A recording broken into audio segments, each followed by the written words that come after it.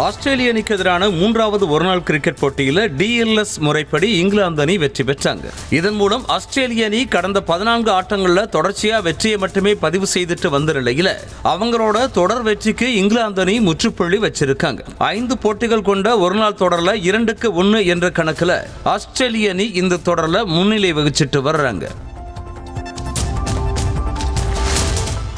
T20 cricket போட்டிகளில் ஒரே ஆண்டுல 150 சிக்ஸர்களை விளாசி வெஸ்ட் இண்டீஸ் அணி வீரர் நிக்கோலஸ் பூரன் புது சாதனையை படைச்சிருக்கார். வெஸ்ட் இண்டீஸ்ல தற்போது நடைபெற்று வர கரீபியன் பிரீமியர் லீக் தொடரில் அதிரடியா விளையாடிய நிக்கோலஸ் பூரன் இந்த சாதனையை படைச்சிருக்கார். மேலும் T20 போட்டிகளில் ஒரே ஆண்டுல 2000 ரன்களை விளாசிய 2வது வீரர் அப்படிங்கிற சாதனையும் இந்த கரீபியன் லீக் தொடரில் நிக்கோலஸ் பூரன் படைச்சிருக்கார்.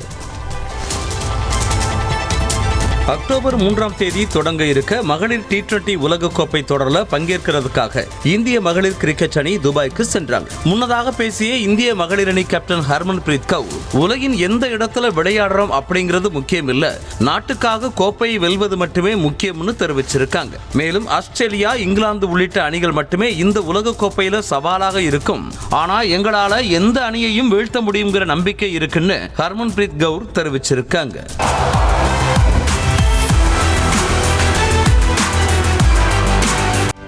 செய்திகளை உடனுக்குடனும் துல்லியமாகவும் தெரிந்து கொள்ள சப்ஸ்கிரைப் பண்ணுங்க.